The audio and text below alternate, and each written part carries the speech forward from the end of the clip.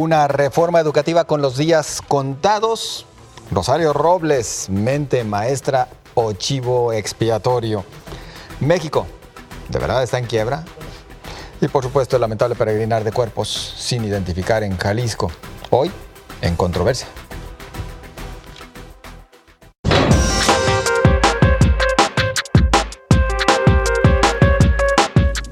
El peregrinar de un mausoleo rodante por 4 municipios metropolitanos dejó al descubierto la descoordinación entre instituciones como el CEMEFO, la Fiscalía y la Secretaría General de Gobierno. Después de lanzarse la bolita uno a otro, el titular del Ejecutivo decidió cesar al director del Instituto Jalisciense de Ciencias Forenses, Luis Octavio Cotero Bernal. Más allá de lo institucional, dejó ver que la grilla entre sus titulares es mayúscula, tanta que el ahora exdirector de los servicios forenses ha declarado que hace responsable de lo que le suceda al secretario general de Gobierno. Hoy resulta que no es un tráiler con 157 cuerpos contratado desde junio de 2016, sino que ya se contrató otro para 80 cuerpos y no hay una solución de fondo al respecto. Para usted, ¿quién es el responsable de esta crisis, no solo de violencia, sino de capacidad para dar trato humano a las víctimas de los delitos y sus deudos? Y ya escuchó usted la pregunta que hoy le plantea Canal 44 a través de sus redes sociales. Esperamos su participación principalmente a través de Twitter, @Canal 44 TV. Ante el caso del tráiler Panteón de la zona metropolitana de Guadalajara, así le han llamado en algunos casos, ¿quién es el responsable de esta crisis? No solo de violencia, sino de capacidad para dar trato humano a las víctimas de los delitos y sus deudos.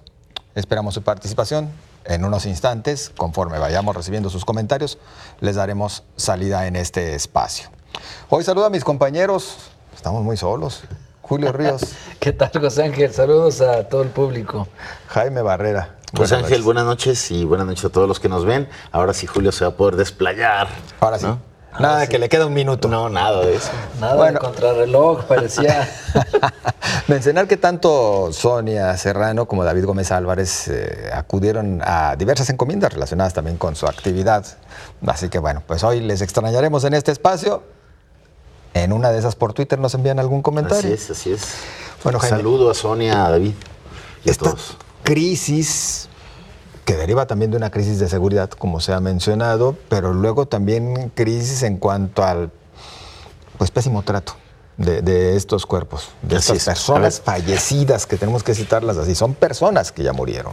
Así es. A ver, yo diría que hay 3 factores que son el origen de este vergonzoso caso del tráiler y del peregrinar de estos cadáveres que salieron del Instituto Jalisciense de Ciencias Forenses y que cruzaron Tlaquepaque, luego se fueron a Tlajomulco, luego llegaron a Guadalajara a la Fiscalía y tuvieron que regresar a de donde salieron, que es el Instituto Jalisciense de Ciencias Forenses, y que pues se volvió un escándalo nacional, ¿no? Vergonzoso, bochornoso.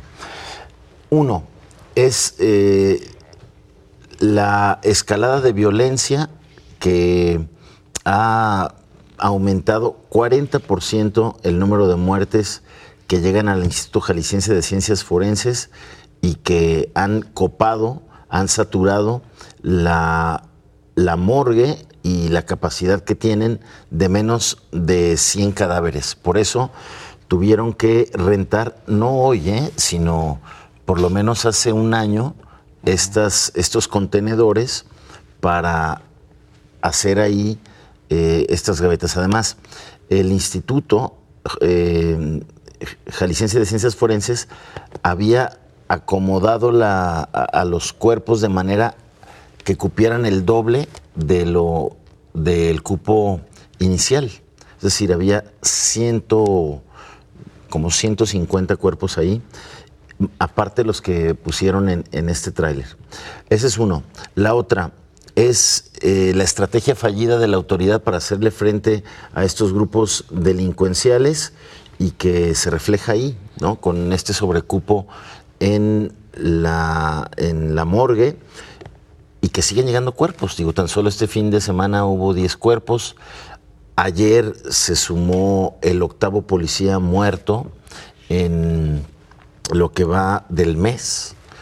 Y la tercera causa de fondo es esta falta, la deficiencia presupuestal del centro forense para tener los recursos, para tener los instrumentos y hacer una identificación más oportuna de los cuerpos, para que no se vayan acumulando y para que vayan atendiendo de mejor forma a todas estas familias que padecen, que sufren y que viven esta terrible incertidumbre de saber dónde están sus seres queridos. Todo eso que es el problema de fondo que se tiene que resolver, si no este problema pues nos puede surgir otra vez, es el tema, son los temas de fondo.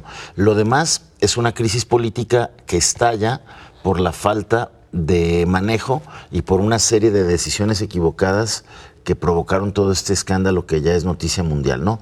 La primera, el hecho de que hayan sacado de forma sigilosa los cuerpos a Tlaquepaque. No se le avisó a la autoridad y para colmo se llevaron a una bodega que no fue construida legalmente, es decir, que no tenía los papeles en regla.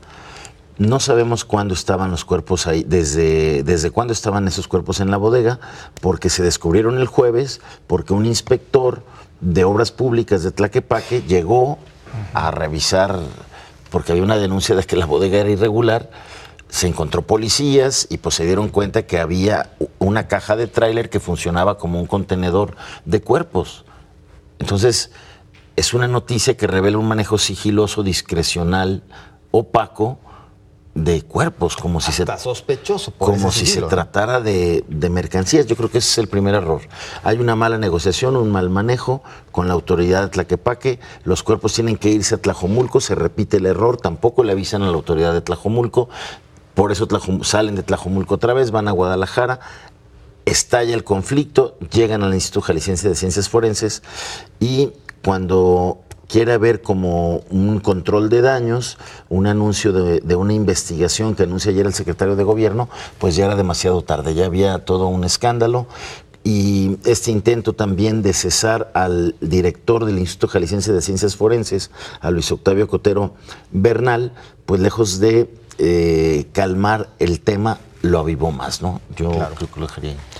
Mire, yo he insistido e incluso lo escribí, que de repente todos tendríamos que hacer este mea culpa, hacer una revisión y decir, bueno, pues todos tenemos culpa de toda esta situación. Algunos, dentro de nuestra sociedad, solo por criticar sin proponer. También hay otros que por la forma que han manifestado su rechazo, solo porque sí, a la construcción de este que urge, por cierto, este cementerio forense al que se ha mencionado. Luego hay otros más que pues solamente han pegado el grito porque se dieron cuenta que los cuerpos fueron llevados a su colonia, más allá de si se tenga comprobado o no que se expedían olores y demás. Y bueno, por supuesto, aquí tendríamos que involucrar a los presidentes municipales, que ya vimos cómo algunos procedieron, a los legisladores, que cuando modificaron la ley no consideraron los recursos que se tendrían que haber asignado para contar con las instalaciones adecuadas, y por supuesto al Ejecutivo, cuyo manejo ha dejado mucho que desear, Julio.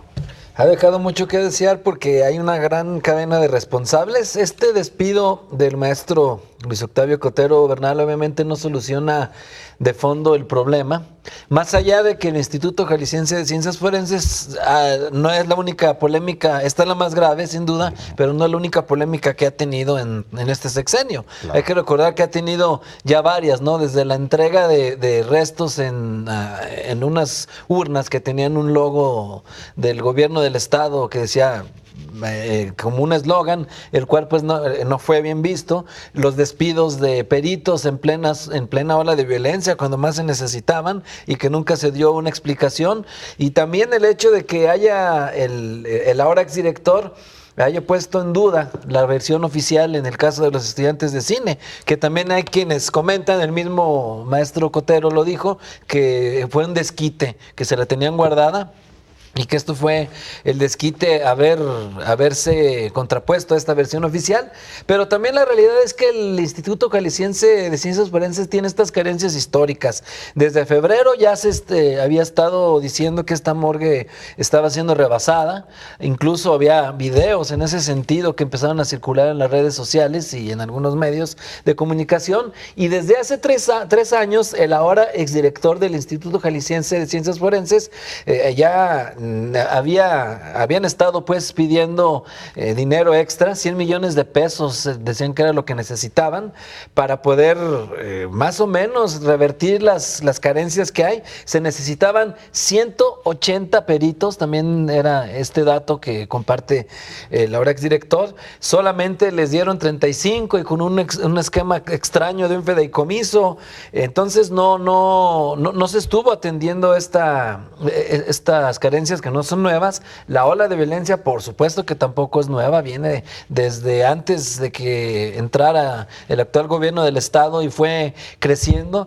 Y en todo este sexenio no se atendieron estas carencias, no se atendió la petición, porque obviamente no es como exculpar a la hora exdirector, pero él lo estaba en este caso advirtiendo. Y también es cierto que ellos no tienen la culpa de que estén acumulados los cuerpos en demasía, ya que las indagatorias de lo que ocurre con esas víctimas, pues tienen que ver con la celeridad legal que le den en la fiscalía. Entonces ahí también, por supuesto que tienen esta responsabilidad. Y ahora, pues también no nos sorprenda que pues esto refleja una frivolidad en el gobierno del estado en cuanto al manejo de estos temas, no solo insensibilidad, sino que parecen más preocupados en otro tipo de temas, en la buena ropa, en la buena comida, en otras cosas que poco tienen que ver con el ejercicio de gobierno. Entonces ahora pues están en esta burbuja, les truena este asunto a nivel nacional, a nivel internacional, y pues así como inicia el sexenio, termina con estos escándalos y con un distanciamiento de lo que está pasando en la vida cotidiana, en la vida real de las personas y en la operación diaria de las dependencias. Vamos a algunos de los comentarios de ustedes a través de Twitter, principalmente. Muchas gracias por atender el llamado de Canal 44, participar ante el caso del tráiler Panteón de la zona metropolitana de Guadalajara. ¿Quién es el responsable de esta crisis, no solo de violencia, sino de capacidad para dar trato humano a las víctimas de los delitos y sus deudos? La pregunta de Canal 44.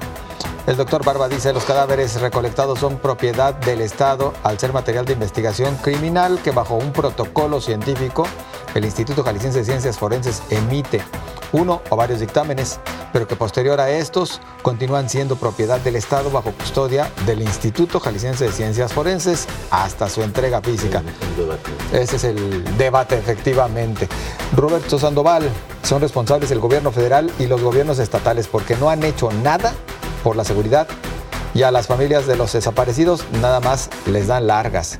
Bueno, y en este sentido la coordinación para que realmente hubiera una identificación de cuerpos a nivel nacional, interestatal, que no la ha habido. Gracias también a Isolina Aguilar Cotero. Cotero nos dice: es un chivo expiatorio. Se demuestra la fallida estrategia de seguridad de Sandoval. Estos contenedores fueron rentados por la Fiscalía hace 2 años. En Ciencias Forenses trabajan sin recursos. Es una vergüenza. Debe renunciar el titular de la Fiscalía y hasta López Lara, dice Isolina Aguilar. Con esto vamos a la pausa. Continuamos.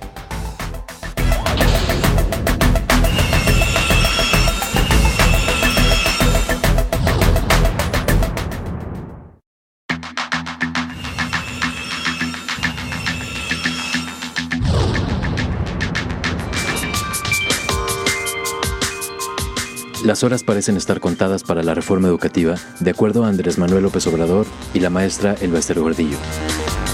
Los legisladores de Morena, en mayoría, han solicitado su término. Se suman a otras voces. En contrapeso, el secretario de Educación casi saliente, Otto Granados, la defiende, y el gobierno federal difunde por todos los medios la efectividad del Instituto Nacional para la Evaluación de la Educación. Antes teníamos un sistema opaco, corporativo de ingreso, promoción y permanencia en la docencia. Hoy tenemos un sistema claro, transparente, verificable y basado en el mérito y en el esfuerzo que lo han construido 1.520.000 maestros, advierte. Mientras parece inevitable un choque por el poder entre el Baester Gordillo y Juan Díaz de la Torre, en las entrañas del sindicato de maestros. Es solo cuestión de tiempo. Respecto a ese choque que se menciona en la cápsula, bueno, nada más basta voltear a Jalisco, lo que está sucediendo entre las secciones 16 y 47 del CENTE, como para darnos idea de que sí existen pues estas facciones, quienes están a favor de Juan Díaz de la Torre, el actual dirigente, el actual líder del CENTE, y quienes están a favor del Baester Gordillo, quienes la siguen extrañando en el cargo y en el poder. La pregunta que le hace usted, Canal 44, a través de Twitter, ¿cuánto tiempo le queda a la reforma educativa y cuáles serán las consecuencias si desaparece? Participe con nosotros.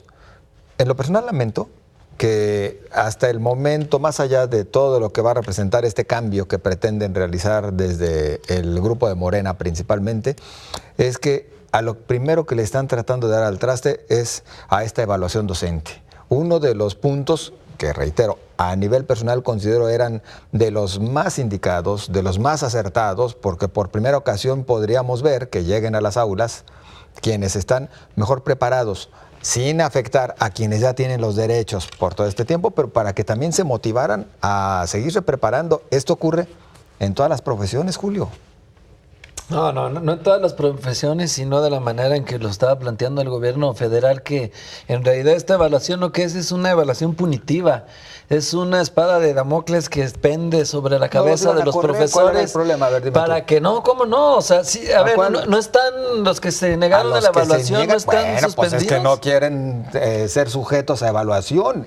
Es decir, era una sanción por el hecho de que no te tienes que evaluar. Ellos ya están evaluados. O sea, muchos compraron labor, las plazas, en su labor Julio. Cotidiana, cuando obtuvieron su título en la normal, en este caso, o también ya hay espacio para quienes tienen una distinta carrera universitaria la ganen, que por cierto, eso de concursar por una plaza también es un gran mito, porque conocemos de muchos casos de quienes ya realizaron el examen, lo pasaron y tienen meses en la congeladora sin poder acceder a sus clases. Que estará fallándoles un poquito el sistema, o mucho, en algunos casos, el sistema que están utilizando por parte de la Secretaría de Educación a nivel federal, yo sí lo compro, pero de que deben de ser evaluados, porque muchos sí llegaron sin las aptitudes, y discúlpenme los maestros, porque hay también bastantes excelentes profesores, sí llegaron. Y compraban las plazas. Hay que decirlo como es, ¿no? Yo lo que pregunto sería, a ver, si de veras era la panacea, ¿por qué después de 5 años que se implementó en el 2013, nada ha cambiado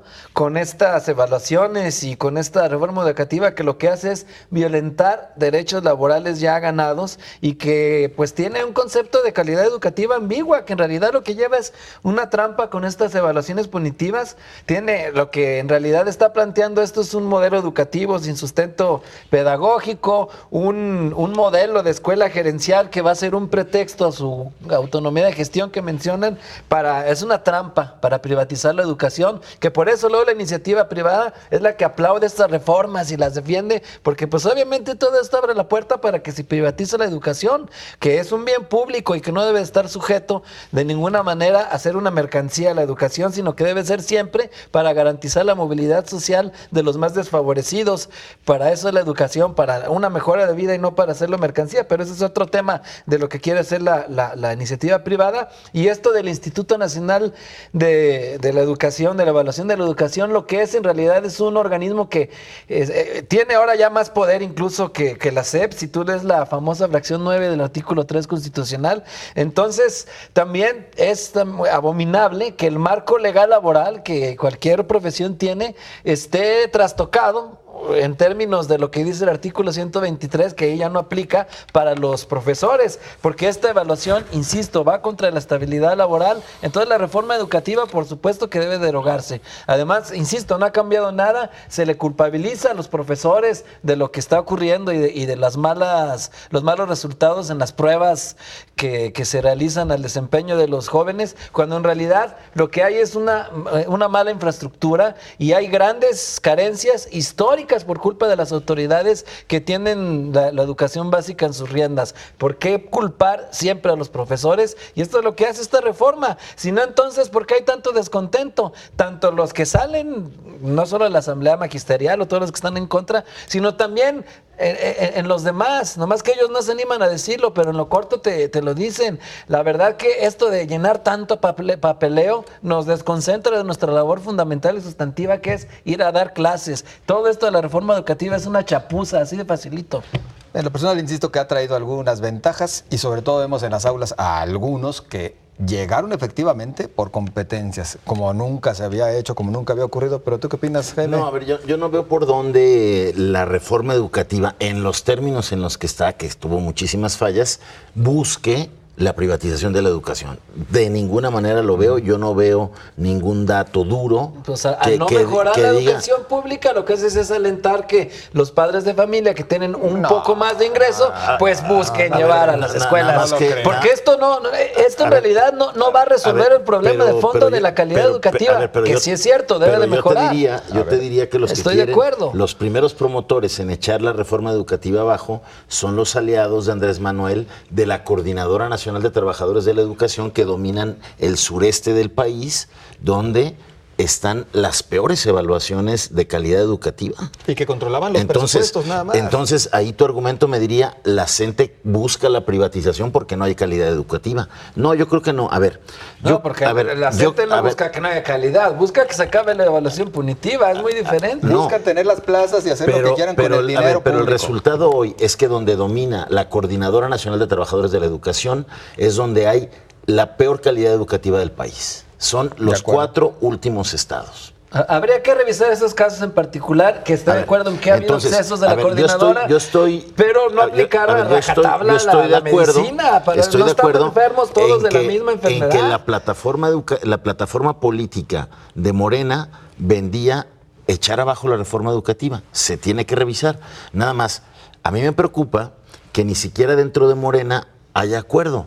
Yo escucho a Manuel Delgado en la Cámara de Diputados, decir, no va a quedar ni un punto, ninguna coma de la reforma educativa actual. Y luego oigo a Ricardo Monreal en el Senado decir, vamos a revisar, creo que hay cosas que se pueden rescatar. Y yo coincido ahí que una de las cosas positivas es que se evalúe a los maestros. Hay que revisar que no tenga ese carácter punitivo que tú dices, hay que revisar que sea realmente transparente. A mí me cuentan algunos maestros que dijeron, yo me sometí a la prueba, me reprobaron y no tuve oportunidad de ver por qué reprobé. Creo que eso se debe corregir. Tiene que corregir. Eso se debe corregir.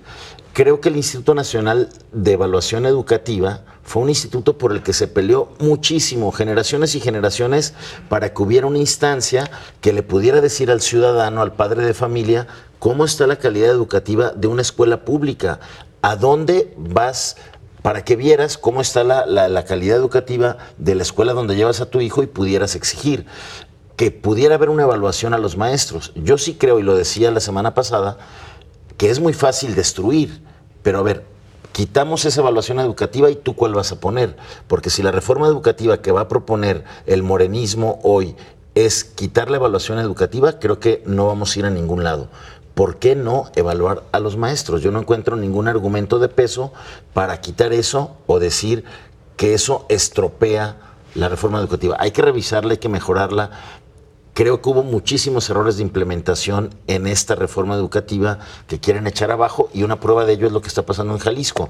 Muchos de los pagos que se complicaron fue porque maestros que aprobaron un ascenso o una promoción porque pasaron bien el examen, eso no estaba empatado a los temas administrativos, y por eso, como su cheque iba a salir con un pago mayor, no les llegó por todas estas broncas de procesamiento de la reforma.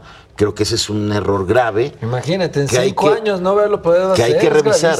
Pero de ahí a condenar la evaluación, creo que estaríamos ante un riesgo grave. Existe una premisa básica de la planeación estratégica que dice que lo que no se mide no se puede mejorar. Es decir, La evaluación ese debe es otro continuar. cantar, A ver, la evaluación medir. debe realizarse para encontrar esos puntos flacos, esas áreas de oportunidad donde el magisterio debe de prepararse, porque ya no puede seguir educando como hace 10, 15, 20, 30, 50 Pero, años. eso mismo lo saben Eso ellos, es lo que se pero debe hacer. A ver, lo saben, pero ¿cuántos? ni tecnología en les realidad, dan para educar. Que Oye, en oye, las ellos nuevas... tienen- Oye, Julio, José Ángel, ellos Ah, tienen con un esto. celular no puedes Con darle un la clase a celular es todo un como el grupo de alumno va a la 50 escuela niños. y como el alumno hace muchos de sus trabajos hoy en día. Yo quiero ver Tienen si que en las zonas entender la nueva indígenas, tecnología. las telesecundarias, Adáptalo, los niños tienen adáptalo, un celular cada quien o una adáptalo tableta. conforme por las supuesto que circunstancias no. de cada región. Pero te aseguro que en muchos No casos les te están sorprenderías dando los también, insumos para Las adecuarse a etnias. estos nuevos tiempos. vamos a y buscarlas. al menos me da gusto que acepten que la evaluación de los términos como está no sirve. tiene sus errores. Todo es perfectible. Y desde luego, Pero yo no desaparecerla. digo que la reforma que se impulsó ahora en el sexenio de Peña Nieto, no se tenga que revisar. Por Hay que supuesto. revisarla. Pero creo también que decir que lo que pasó es que los maestros no tienen apoyos y carecen de muchas cosas, es comprarle el discurso a lo que dijo Claro. el Bester Gordillo cuando salió de la cárcel y luego tuvo su primera aparición pública, donde dijo, no se defendió, esa reforma está mal porque atacó a los maestros están muy mal, en malas condiciones. Yo le preguntaría al Bester, oye maestra, ¿Y qué hiciste? pues si tú no te hayas llevado tanta lana, miles de millones de pesos del sindicato, seguramente el sindicato haya podido apoyar también la capacitación de los maestros. Entonces, pues ahí sí es hay otro que tema, revisarla. ahí sí de veras Hay que revisarla. Que no había calidad moral para decirlo, ahí sí. Ni hablar, también en algunas cosas pueden tener razón, pero en lo fundamental la reforma educativa Dice Julio. debe derogarse. Vamos a la pausa, continuamos. Pues lo más importante es la opinión.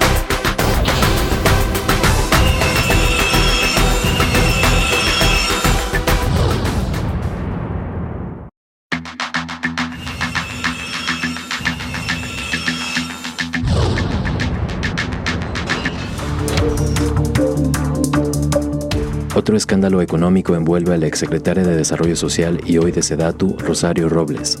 Aún no ha podido librarse de la llamada estafa maestra, donde unas 15 empresas, de las que 9 ya desaparecieron, hicieron transacciones por 708 millones de pesos.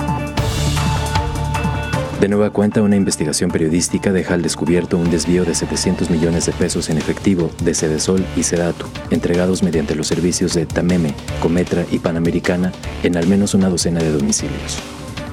Rosario Robles, que se dice inocente y ajena a tales hechos, tendrá la oportunidad en octubre de defenderse contra lo inverosímil, pues ante la opinión pública está prácticamente condenada. Para Andrés Manuel López Obrador, más que una mente maestra, es un chivo expiatorio y reitera que juzgar le corresponderá al Poder Judicial, pero su gobierno no va a perseguir a nadie. Canal 44 le pregunta a usted en sus redes sociales ante un nuevo escándalo económico de la Sedesol que apunta como responsable a Rosario Robles.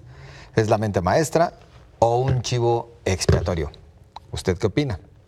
El Peje ya opinó, también ya habló al respecto y él dice que no le va a entrar a ese tipo de grillitas, aunque se van a analizar posibles actos de corrupción, Jaime. A ver, ahí Andrés Manuel López Obrador, cuando le preguntan el sábado, antes de iniciar la gira del agradecimiento, pues por lo menos no les dijo corazoncitos, no me pregunten eso, voy a una reunión. Ahora sí por lo menos ya contestó.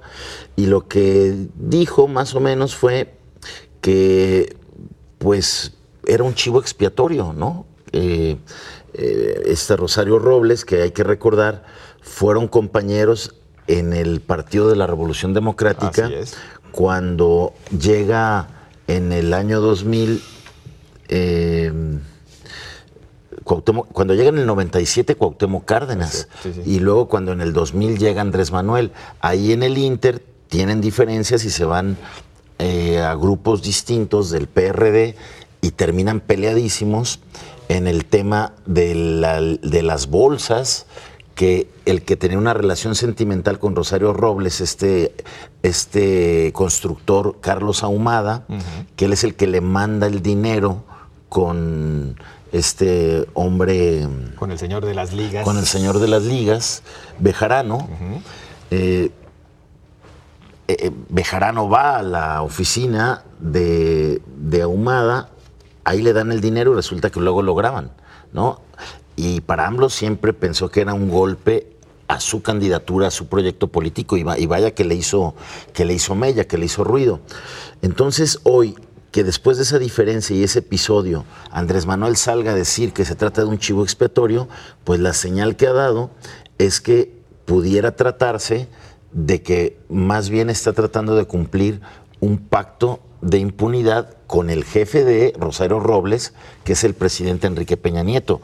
Y de ser así, pues eso sí golpearía en la línea de flotación este eje y esta promesa de lucha contra la corrupción y la impunidad, que ha sido el eje central no solamente de esta campaña de Andrés Manuel López Obrador, sino la del 2006 y la del 2012. Entonces yo creo que sí habrá que tener mucho cuidado. Además hay otro riesgo adicional.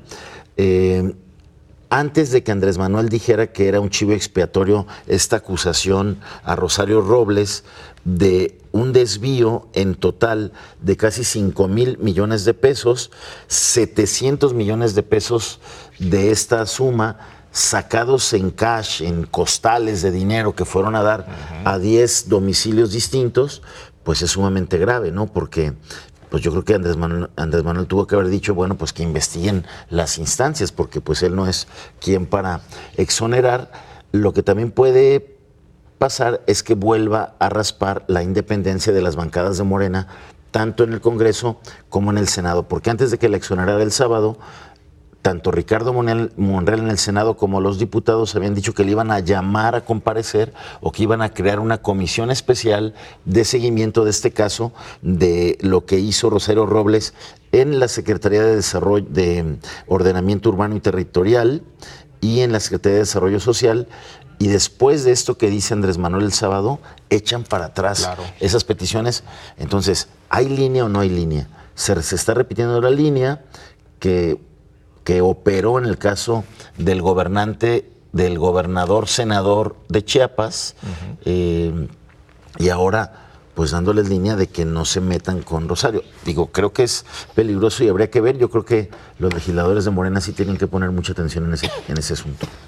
Y este caso, independientemente también de lo que opinas acerca de todo el tema en general, Julio, vuelve a invitarnos a reflexionar respecto a la urgente necesidad de contar con una fiscalía autónoma, porque ya con esta línea del presidente electo, difícilmente, bajo los esquemas actuales, habrá quien se atreva a meterse para investigar de fondo a Rosario Robles. Claro, mientras nuestro sistema político siga cojeando de esa pata que la vimos muy clara en este sexenio del uso político de la administración de esta justicia a conveniencia y para dar golpes o para en campaña también denostar a quienes les convenía, y así todo este asunto, pues no se va a solucionar, porque no debería de depender de un presidente que es de otro poder distinto al judicial, y que en este caso la Procuración de Justicia debería ser autónomo de todos los poderes, precisamente para investigar a quien se tenga que investigar sin ningún tipo de cortapisas.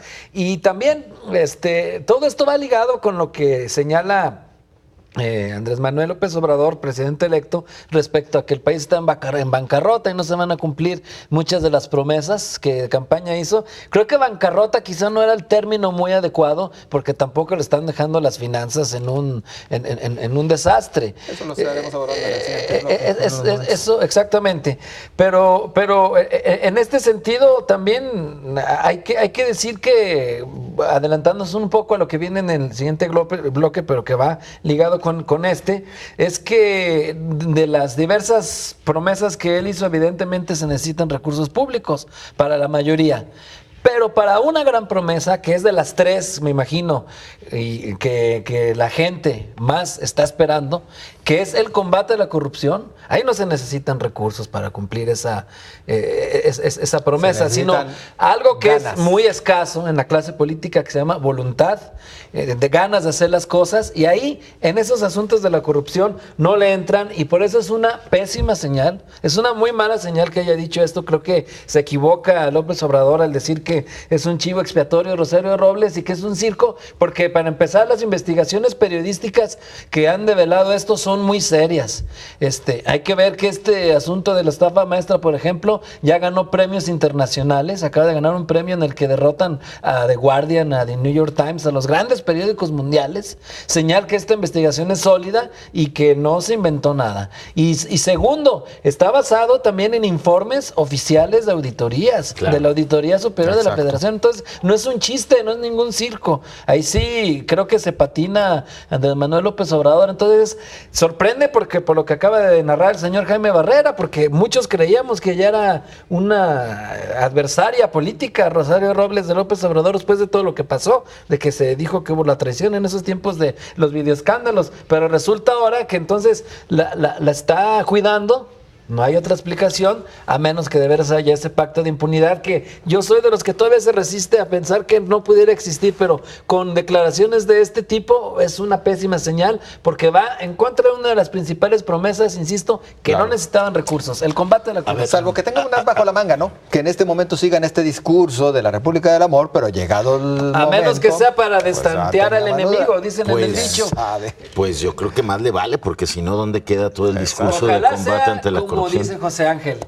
Esperemos que así sea, la verdad que es lo que todos esperaríamos. Hay que recordar el modus operandi de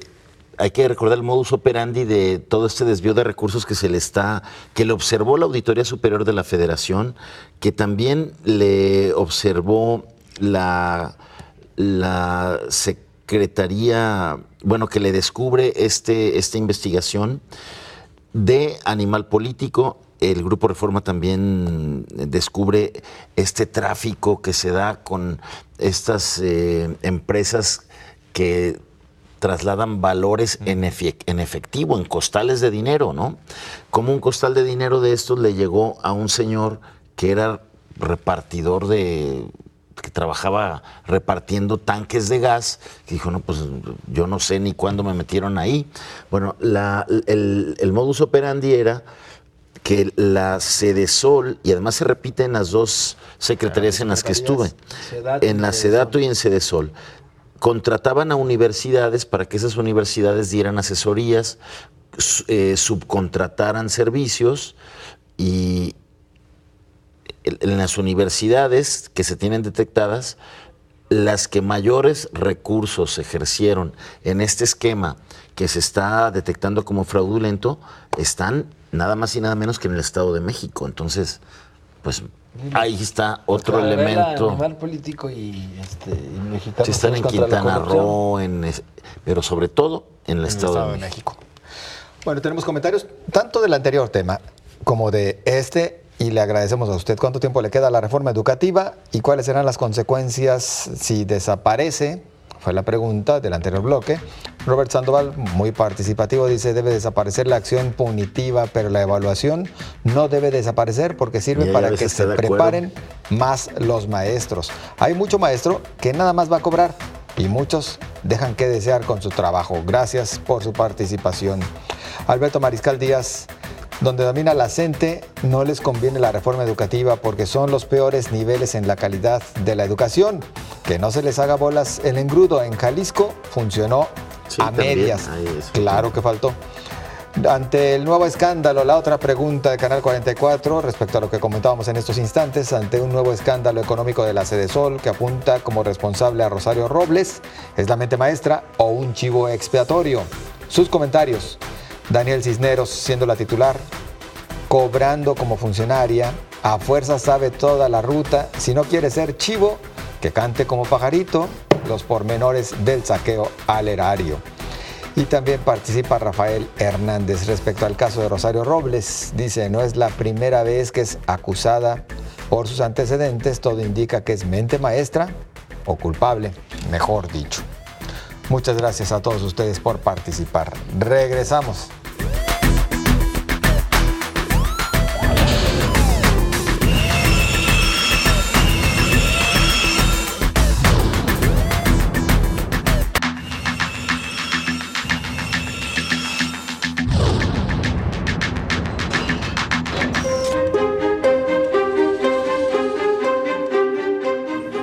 Andrés Manuel López Obrador vuelve a la polémica al afirmar que por la situación de bancarrota en que se encuentra el país no se podrá cumplir todo lo que se está demandando. Pero que quede claro, afirma, sí vamos a cumplir todo lo que ofrecimos en campaña. Esto lo dijo durante el inicio de su gira de agradecimiento en Nayarit y de inmediato hubo reacciones para muchos. El presidente pretende curarse en salud. Esto tras los grandes anuncios de infraestructura que implican miles de millones de pesos, como los subsidios a jóvenes, mujeres y personas de la tercera edad, y al ver que el recurso no va a alcanzar. La oposición calificó como desafortunada tal decisión. El senador priista Miguel Ángel Osorio Chong aseguró que México presenta estabilidad económica, baja inflación, alta generación de empleos y cifras récord en inversión extranjera. Mientras, los líderes del sector privado negaron que la economía mexicana está en bancarrota y añadieron que las inversiones necesitan un ambiente seguro y que tales afirmaciones no ayudan.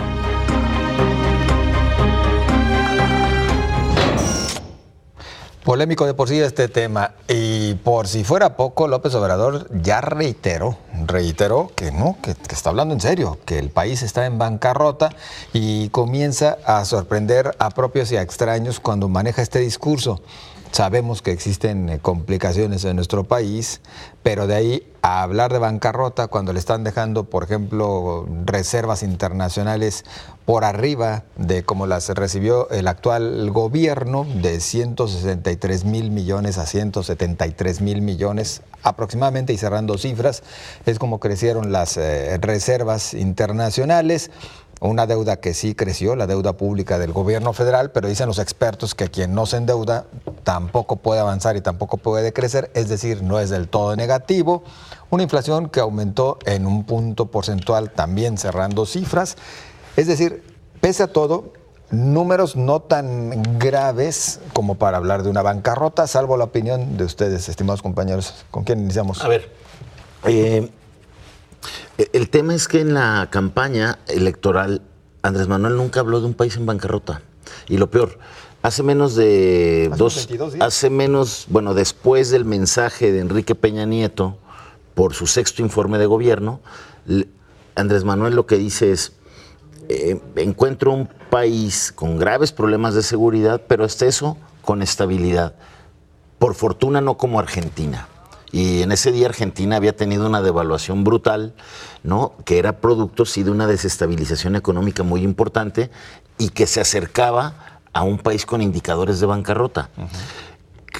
Creo yo que Andrés Manuel tiene que cuidar mucho en este hiperactivismo que trae desde el día después del 1 de julio, cuidar mucho el lenguaje. El lenguaje es bien importante y te da muchas señales. Hoy tuvo que salir a decir, reitera, a ver, si no les gustó lo de bancarrota, lo que les quiero decir es que es un país con deuda, donde han crecido los pobres, donde no ha habido el suficiente crecimiento. Ah, de acuerdo, eso es distinto a recibir un país en bancarrota. Yo por eso decía que una de las expectativas en su visita hoy era si esa percepción de bancarrota del país iba a hacerlo echarse para atrás en la principal promesa que hizo en su campaña para los jaliscienses, como era la construcción de la línea 4 del tren ligero. No, digo, el mitin terminó muy tarde, ya venía en camino para acá. Hasta ahora no he visto a detalle su mensaje del mitin en la Plaza de la República. Yo me preguntaba hoy en la columna si iba a aclarar yo creía que, o considero que era muy oportuno que lo aclarara, ¿no? Si sigue vigente o si va a depender de las finanzas que encuentre. Porque muchos otros han pensado que todo este tipo de declaraciones es como para ir matizando y ajustando el discurso de campaña. Que el discurso de campaña de los políticos, no hay que perderlo de vista, siempre prometen más de lo que cumplen. Y en eso tenemos que seguir avanzando para restarle de las campañas el alto grado de demagogia que siguen presentando, ¿no? Sí, porque sin decir que sea justificado, eso ocurre en todas las campañas, sin asustarnos, no digo que sea justificable, sí, pero que erradicarlo. Hay que erradicarlo, pero dice el dicho que tírele arriba para caer en medio, ¿no? Dicen los viejos políticos. ¿Se está curando en salud Andrés Manuel López Obrador? Podría ser, porque aquí hay de dos sopas, o de veras que no sabía la magnitud magnitud de lo que estaba recibiendo, lo cual me parece inverosímil. Todavía no lo recibe además, lo que va a estar recibiendo en uno, es que con este hiperactivismo parece que ya es el presidente, que debería de veras de guardarse, el hiperactivo y otro porque exactamente, uno que ya está en la hamaca y otro que ya está revolucionado, debería de, yo soy de los que cree que debería de cuidarse. Ya no sabemos si el 1 de diciembre que asuma va a dar un discurso de llegada al poder o un informe de gobierno del primer semestre de gobierno. Del interregno, ¿no? Exacto. Así es. Pero bueno, lo que es un hecho, pues, es que se está desgastando inútilmente, o sea, porque si todavía no entra, entonces todavía no debería de estar diciendo tanto ruido, causando tanto ruido y equivocándose a lo mejor en palabras que causan polémica, que yo dudo también que esto vaya a bajarle el bono democrático, porque hace unos días todavía había un estudio en el cual su aceptación era todavía alta. Entonces habrá que ver en este caso pues qué tanto permea, porque también es una realidad. La mayoría de estos son temas que sí llegan a un poco más allá del círculo rojo, pero no está llegando a la mayoría de la población que no está muy interesada en temas políticos y que todavía le cree a esta figura, en este caso tan carismática. Y comentábamos en el anterior bloque un poquito de esto de que quizá no fue el término adecuado decir que está en bancarrota el país. Ya tú diste cifras muy puntuales. También el señor Jaime Barrera coincide en que ese término no era el adecuado. Y entonces aquí hay de dos sopas. O no sabía lo que va a recibir en unos meses más, en unas semanas más, lo cual parece inverosímil, o en este caso lo malinformaron, o él lo sabía y a propósito lo fue escondiendo en la campaña. Cualquiera de los escenarios sin duda sería lamentable, porque si no está bien informado de ser candidato sería lamentable. Pero bueno, esto sin duda podría no afectar en un sentido, porque si bien algunos proyectos como lo de 65, ya va a ser 68 años, la gasolina no va a poder bajar, el asunto del Tren Maya quizá tenga que ir en un ritmo más lento y las refinerías nuevas quizá tampoco se puedan concretar, en las tres grandes demandas de la población que considero que son la seguridad, el combate a la corrupción y la economía, se podría avanzar sin necesidad de tantos recursos, porque el combate a la corrupción, ya lo dijimos, implica voluntad política. La austeridad y el ahorro, que es lo que quiere ver la gente, eso también se puede hacer, hasta sería beneficioso para las arcas públicas. Y en este caso, lo difícil, eso sí, es el de la seguridad, porque si bien sí tiene que ver con recursos, implica estrategias mejor articuladas. Para la seguridad se necesita muchísima lana, ¿no? Se necesita mucho dinero, ahí sí es preocupante, pero sobre todo se necesita de otros factores que a veces no están al alcance de los gobernantes y que pueden contaminarle mucho el asunto. Ya vimos con Peña Nieto que de haber sido un estadista y que estaba con el asunto de las reformas, un asunto de un alcalde en un pueblo escondido de Guerrero fue el que terminó dinamitándolo. Son a veces aspectos que no están en tu alcance. Lo dinamitó eso y lo dinamitó el tema de la Casa Blanca, que rompió justamente con ese discurso de que iba a ser el presidente creador del Sistema Nacional Anticorrupción. Entonces, cuando le estalla el asunto de la Casa Blanca, pues ese tema y el discurso de la corrupción, que era ya una demanda principalísima de los mexicanos, pues de ahí ya no se levantó, en el segundo año de presidencia. Por eso lo delicado de este tema de Andrés Manuel respecto a la corrupción y respecto a lo de la bancarrota o no, que hoy lo matiza, creo que, y como bien nos dicen algunos que nos están comentando a través de las redes, Andrés Manuel aclara, dice, a ver, la bancarrota me va a hacer que no pueda responder a todas las preocupaciones de la población, pero lo que sí les aclaro es que todo lo que prometí lo voy a cumplir. Y el tema de la seguridad, que es el número uno, pues sí se requiere muchísimo dinero para las procuradurías, muchísimo dinero para los centros forenses, para evitarnos papelones como el que estamos viviendo en Jalisco hoy y que ya le dio otro raspón a la imagen internacional, no solamente de Jalisco, sino de todo el país, ¿no? Ciencias forenses es una muestra de que ahí sí quieres invertirle. Claro. Pero bueno, yo creo que el bono democrático le puede servir porque con cualquier cosa arribita que haga puede lucir mucho, porque le dejaron al país, eso sí, muy en unas condiciones políticas y de credibilidad de las instituciones muy bajo. Entonces, cualquier cosa que haga va a lucir. Entonces, también eso lo puede aprovechar en su favor.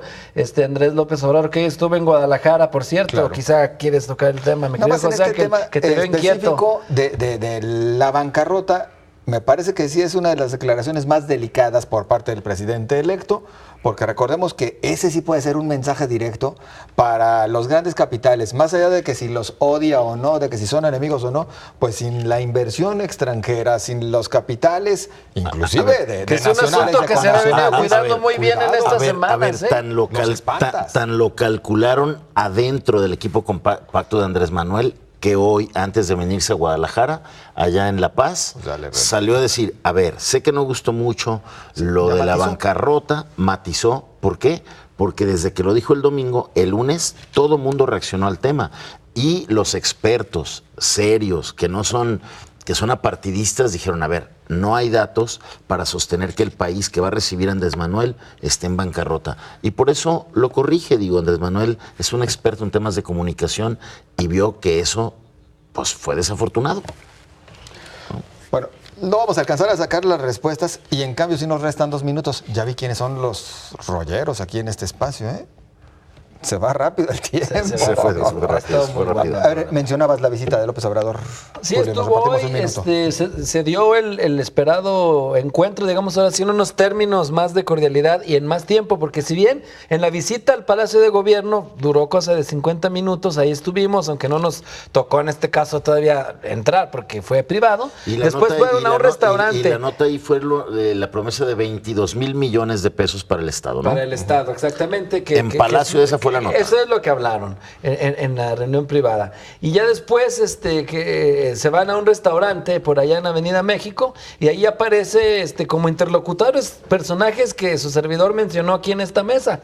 Esteban Garay y Enrique Ibarra, 2 viejos López Obradoristas, y que ahora sirvieron de interlocutores. Totalmente. Y se da y qué bueno que se da. Y no estaba en la mesa Carlos Lomelí en el restaurante. Estaba a un lado con Núñez, el operador. Exactamente. de pero sí hubo un tiempo para que hablaran ellos. La verdad es que sí hubo un tiempo ahí para el encuentro, pero bueno, Lomelí llega, va por el aeropuerto, lo meten a la sala de la reunión de Palacio de Gobierno. Lo cual da una señal de que tiene un poder político Creo que importante. salieron tablas, yo diría, ¿no? Compañeros, muchísimas gracias. Muy amables. Buenas noches, pásela bien. Gracias, buenas noches a todos.